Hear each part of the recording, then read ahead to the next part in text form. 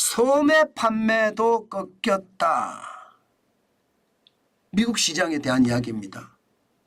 이거 한번 보세요. 미국의 소매 판매 지수입니다. 5월 달에 0.1% 늘어나는 데 그쳤습니다. 시장의 예측치는요 0.3%였거든요. 시장의 예측치도 못 따라갔습니다. 게다가 4월에 소매 판매가 0.0이었는데 이거 수정했습니다.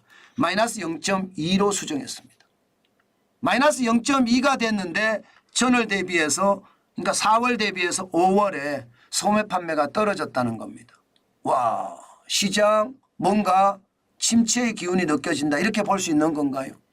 시장은 그렇게 읽습니다.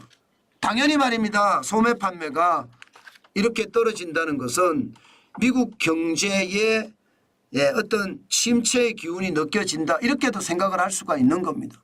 왜냐하면 미국은 소비가 전체 경제 성장률의 3분의 2 이상입니다. 70% 가까이 차지하거든요. 그렇기 때문에 소비가 안 되면 미국 경제는 꼬꾸라질 수밖에 없어요. 그런데 소매 판매가 4월에 마이너스 0.2였고 5월에 플러스 0.1이라는 것은 소매 판매가 시원치 않다는 뜻이잖아요. 그러니까 시장에서는 당장 반응이 나타납니다. 국채금리가 와르르 떨어졌어요. 와르르. 지난 4월 25일에 미국 10년물 국채금리가 4.704%였거든요.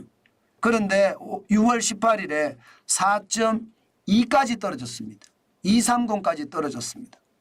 지금 1월 1일에 3.898까지 떨어졌으니까 그때 이후 최저치입니다. 10년물 국채금리는요 시장 벤치마크 금리거든요. 근데 시장 벤치마크 금리가 지금 4%에서 초반으로 떨어졌다는 것은 여러분 결국 말입니다. 소매 판매가 꺾였고 소매 판매가 꺾이니까 미국의 금리 인상이 빨라진다 이런 뜻이에요. 금리 인상이. 지금 현재까지 미국의 금리 인상은 한 번 한다. 그것도 11월에 한 번 할 가능성이 높다. 이게 미국의 중앙은행인 연방준비제도가 이야기하고 있는 거거든요. 그런데 시장에서는 아니야. 너네가 틀렸어. 지금 시장을 보니까 9월쯤에는 금리 인상을 해야 돼. 그리고 12월에도 금리 인상을 해야 죄송합니다. 9월쯤에 금리 인하를 해야 돼. 그리고 12월에도 금리 인하를 해야 돼. 2번 인하하는 게 맞아. 이렇게 시장에서는 이야기하고 있는 겁니다. 실질적으로도 미국의 금리 인하를 보면 뭐 지금 6월은 넘어갔어요. 이제 7월도 못 넘어갔습니다. 그럼 9월에 0.25%포인트 인하한다는데 61.7%가 인하한다의 방점이 있습니다.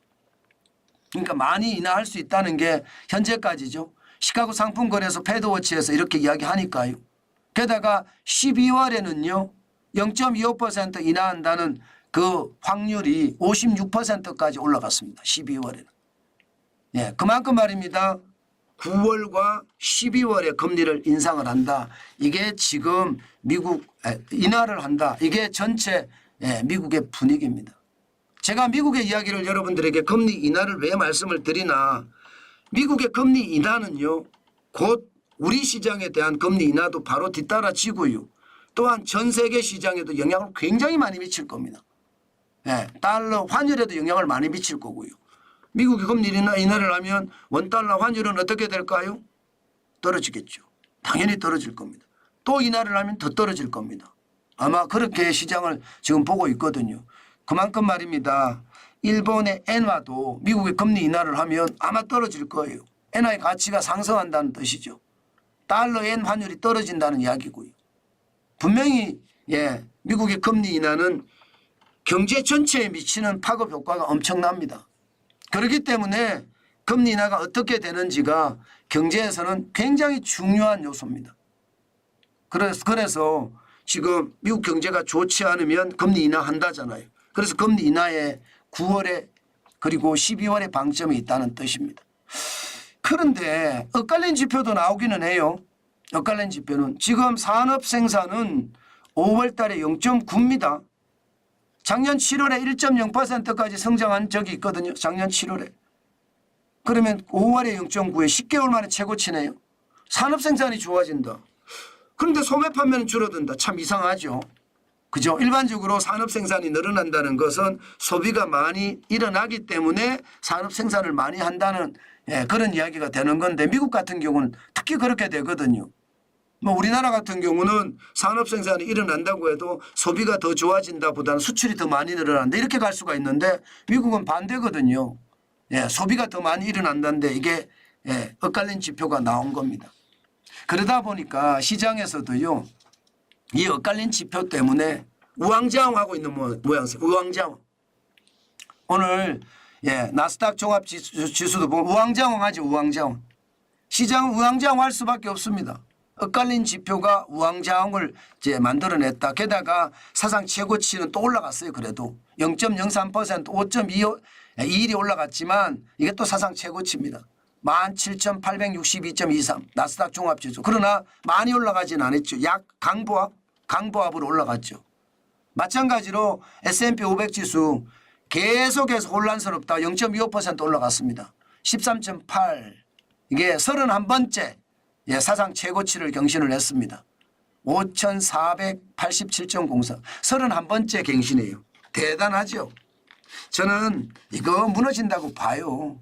이렇게 계속해서 사상 최고치를 31번째 경신할 정도로 계속 갈 수 있을까요? 글쎄요. 저는 그렇게 가기 쉽지 않다고 봅니다. 결국은 무너질 때 와르르 무너지지 않을까 그런 생각도 해봅니다. 어쨌든 사상 최고치입니다. 그만큼 기술주 중심의 나스닥도 사상 최고치, S&P 중심, S&P 500, 대형주 중심의 S&P 500도 사상 최고치. 여기에다가 다우산업도 오늘은 올랐습니다. 0.15% 올랐고요. 56.76이 올라서 38,834.86으로 마감했습니다. 전체 분위기는요. 지금 미국이 금리를 인하한다의 방점이 있고요. 그런데 산업 생산이 올라가니까 엇갈린 지표 때문에 시장은 우왕좌왕한다. 뭐 이 정도가 오늘 미국 시장을 전체를 잃는 핵심 지표가 아닐까 싶어요. 자, 이렇게 되면 우리 시장은요. 아마 우리 시장도 우왕좌왕하지 않을까요? 중요한 것은 반도체는 상황이 달라질 겁니다. 엔비디아가 135.58 또 사상 최고치 경신했거든요. 이제 엔비디아가 명실공히 미국 주식시장에서 1등주가 됐어요. 1등주가 됐습니다. MS도 제쳐버렸습니다. 1등주가 됐다는 건 그만큼 인공지능의 산업이 앞으로도 발전이 될 거고 여기에 따른 SK하이닉스나 삼성전자 주식도 등달아서 올라갈지 모르겠다. 그런 생각 충분히 할 수가 있죠. 1월에 대비해 보면 1월에 48.17달러가 지금 135.58달러까지 갔으니까 진짜 폭등의 폭등이죠. 마찬가지로 말입니다. 애플도 최고가보다는 조금 떨어졌습니다. 214.29로 마감했습니다. 마찬가지로 우리나라 전자업계도 한번 봐야 될 겁니다. LG이노텍 같은 경우는 지금 계속 잘 올라가고 있죠. 애플 휴대폰의 그 카메라 모듈 있잖아요. 모듈. 카메라 모듈을 납품하는 게 LG이노텍이거든요. 그렇기 때문에 많이 올라갈 수도 있겠다는 생각이 들고요. 또한 테슬라 좀 떨어졌습니다. 184.86까지 떨어졌는데 오늘도 시장을 계속 쳐다봐야 되겠다. 2차 전지도 상황이 좋지 않다는 뜻이에요. LG에너지솔루션도 상황이 좋지 않다는 뜻이고요. 한번 여러분 시장을 쭉 돌아다보면서 오늘 시장은 결국 말입니다. 조심조심 살얼음판 장세다 뭐 그렇게 예상을 합니다. 그렇기 때문에 여러분 계속 시장을 보시고 시장이 어떻게 움직이는지 항상 따라가는 자세 그 어느 때보다 필요하다. 뭐 이 정도로 정리하면 될 것 같습니다.